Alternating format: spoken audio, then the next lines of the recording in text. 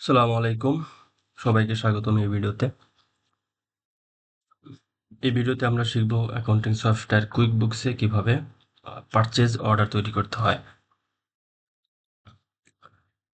Purchase order হচ্ছে আমরা যখন কোনো পণ্য ক্রয় করি তখন আমাদের যে সাপ্লায়ার আছে তাকে একটা অর্ডার দেওয়া, অর্থাৎ আমরা কি কি মাল ক্রয় করতে চাচ্ছি সেগুলোর বিস্তারিত সাপ্লায়ারকে জানানো।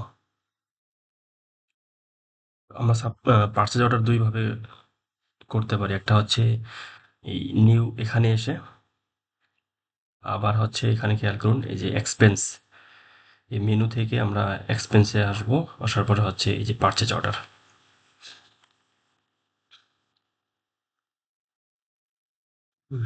তো আমরা হচ্ছে নিউ থেকে তৈরি করব। এরপর হচ্ছে এরকম ইন্টারফেস আসলো, আসার পর হচ্ছে এখানে যে ইনফরমেশনগুলো আছে সেগুলো হচ্ছে আমাকে পূরণ করতে হবে। সব ইনফরমেশন পূরণ করার পর তারপর হচ্ছে সেভ অ্যান্ড ক্লোজ দিতে হবে।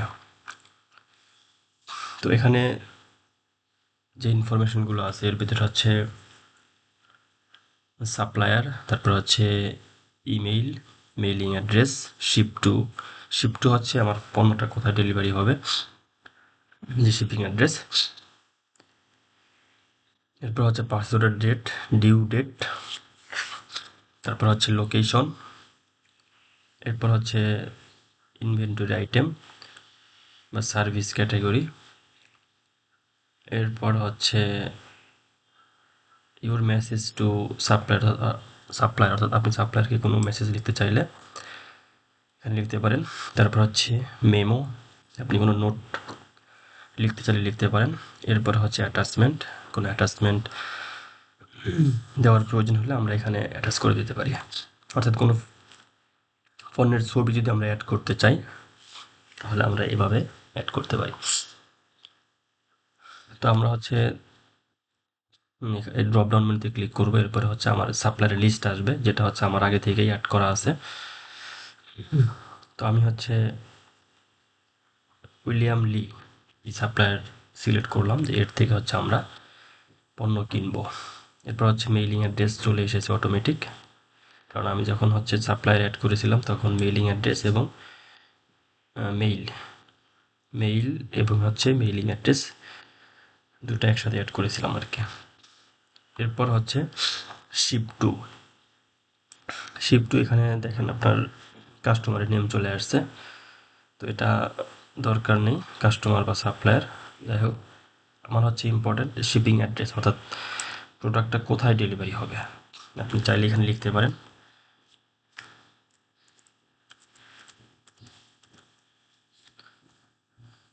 এরপর হচ্ছে পারচেজ অর্ডার ডেট, আপনি হচ্ছে ডেট সিলেক্ট করবেন। এরপর হচ্ছে ডিউ ডেট, অর্থাৎ এটার আপনার ভ্যালিডিটি বা হচ্ছে কয়দিন কার্যকারিতা থাকবে আর কি। তো আমরা হচ্ছে দিলাম 8 তারিখ। এরপর হচ্ছে লোকেশন, আমার এখানে লোকেশন অ্যাড করা নেই, এটা না দিলেও চলবে। এরপর হচ্ছে এখানে দেখেন ক্যাটেগরি ডিটেলস, আইটেম ডিটেলস, আমরা হচ্ছে আইটেম ডিটেলসে যাব, যেহেতু আমরা হচ্ছে প্রোডাক্ট কিনবো। তো এখানে আসলাম, আসার পর হচ্ছে ড্রপ ডাউন মেনুতে ক্লিক করলাম। এরপর হচ্ছে আমার ইনভেন্টরি লিস্ট আসবে, যেহেতু আমি ইনভেন্টরি পারচেস করছি, ইনভেন্টরি লিস্ট আসবে। এটা হচ্ছে আগে থেকে আপনাকে অ্যাড করে নিতে হবে। আগের ভিডিওগুলোতে আমি দেখেছিলাম কিভাবে সাপ্লায়ার এবং ইনভেন্টরি অ্যাড করতে হয়। তো আপনারা যদি আগের ভিডিও দেখে না থাকেন তাহলে অবশ্যই দেখে নেবেন যে কীভাবে সাপ্লায়ার এবং ইনভেন্টরি অ্যাড করতে হয়। তাহলে হচ্ছে আমি আসলাম এখানে, তারপর ইনভেন্টরি সিলেক্ট করব। ধরুন হচ্ছে ডেল মনিটর, এটা আমি পারচেস করব, কোয়ান্টিটি দিতে হবে, কত কোয়ান্টিটি, 5 কোয়ান্টিটি। এরপরে হচ্ছে রেট,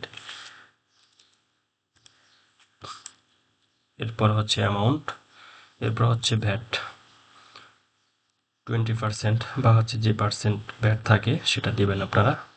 একটা বিষয় খেয়াল করুন, এখানে অ্যামাউন্টস আর এক্সক্লুসিভ ভ্যাট,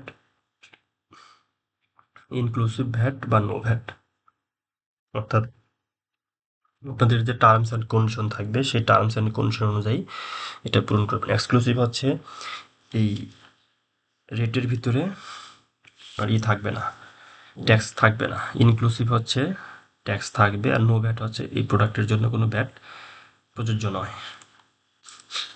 এরপর হচ্ছে কাস্টমার। আচ্ছা, এখানে কাস্টমার দরকার নেই। দেন হচ্ছে ধরেন আরেকটা প্রোডাক্ট আমি করব, সেটা হচ্ছে লজিটেক ওয়্যারলেস মাউস। এটা ধরেন 5 কোয়ান্টিটি, রেট যা আছে তাই, এটা 20%। এরপর ধরেন আরেকটা আইটেম অ্যাড করলাম, এটাও 5টি, এটাও রেট হচ্ছে 20। আচ্ছা,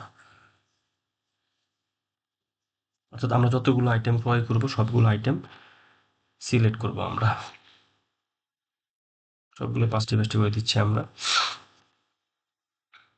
অর্থাৎ আমরা এই আইটেমগুলো ক্রয় করতে চাচ্ছি, টোটাল 4টি আইটেম। এরপর হচ্ছে এখানে দেখেন সাব টোটাল 3295। এরপর হচ্ছে এর উপর ভ্যাট অ্যাড হয়েছে, যেহেতু হচ্ছে আমার এক্সক্লুসিভ দেওয়া ছিল, অর্থাৎ এই রেটের ভিতরে ট্যাক্স রেট নেই, সুতরাং 20% অ্যাপ্লিকেবল ট্যাক্স রেট হবে এই 3295 এর উপরে। এরপর হচ্ছে টোটাল 3954 টাকা, অর্থাৎ আইটেম প্রাইস হচ্ছে 3295, এর সাথে ভ্যাট অ্যাড করতে হবে 659, দুটা যোগ করলে 3954। এরপর হচ্ছে সাপ্লাইয়ের উদ্দেশ্যে আপনি কিছু লিখতে চান কি না।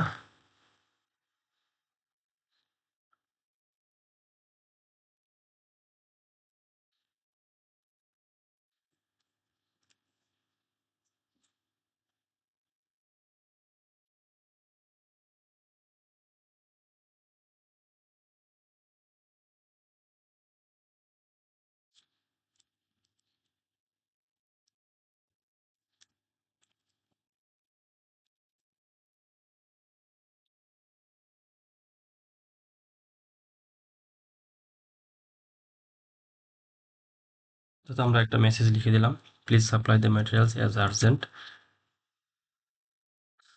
এরপর হচ্ছে মিমো, আপনি কোনো নোট লিখতে চাইলে লিখতে পারেন। এরপর হচ্ছে যদি কোনো ছবি অ্যাড করার প্রয়োজন হয় বা অন্য কোনো অ্যাটাচমেন্ট অ্যাড করার প্রয়োজন হয়, আপনারা এখানে অ্যাড করে দিতে পারেন, ফাইল।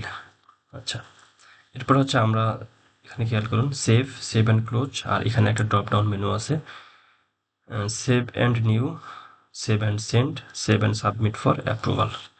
সেভ অ্যান্ড নিউ হচ্ছে আপনি সেভ দিলে সেভ হয়ে যাবে এবং নতুন আরেকটি আসবে।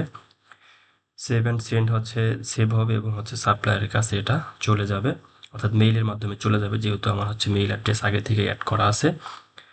আর save and submit for approval, এটা সেভ এবং হচ্ছে আপনার যে সিনিয়র আছে তার উদ্দেশ্যে এটা সাবমিট করবেন এবং সে এটা অ্যাপ্রুভ করে দিবে।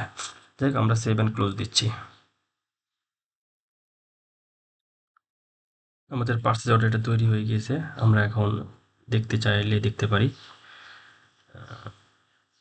এখানে আসি, এই যে উইলিয়াম লি, আমরা হচ্ছে মাত্র এই পার্সেল অর্ডারটা তৈরি করলাম, অর্থাৎ আমার যে পার্সেল অর্ডার লিস্ট সেখানে হচ্ছে আমার এটা আছে। আমরা মাত্র তৈরি করলাম হচ্ছে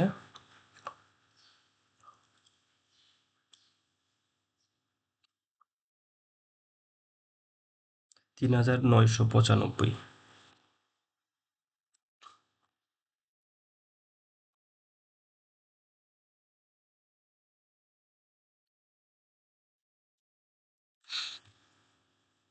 আচ্ছা,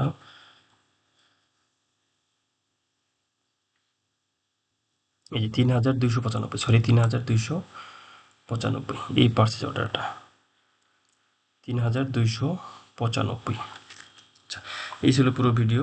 ভিডিওটি যদি ভালো লাগে তাহলে অবশ্যই লাইক এবং কমেন্ট করবেন, আর আপনার কোনো মতামত থাকলে অবশ্যই কমেন্ট বক্সে জানাবেন। সবাইকে অসংখ্য ধন্যবাদ। আল্লাহ হাফেজ।